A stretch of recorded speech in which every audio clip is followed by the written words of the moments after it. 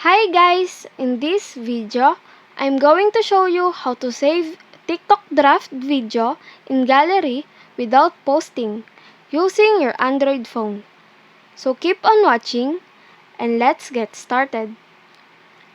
First, open your TikTok app. Then click the plus button here. Let's take a video.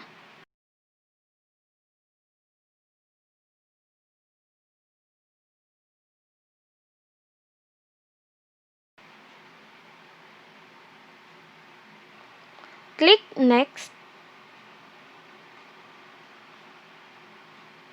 Then right here, click drafts.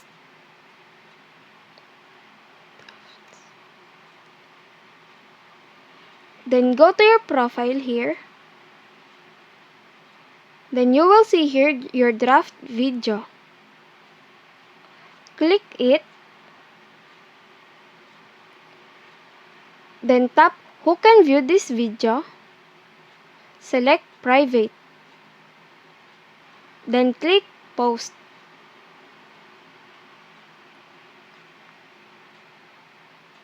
So now the video is uploaded privately. Go to your profile again. Then right here are your private videos.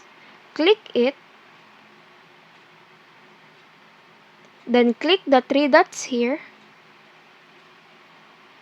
Then click save video.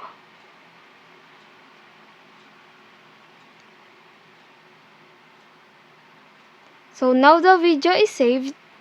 Go to your gallery. Then you will see here your TikTok video. And that's it.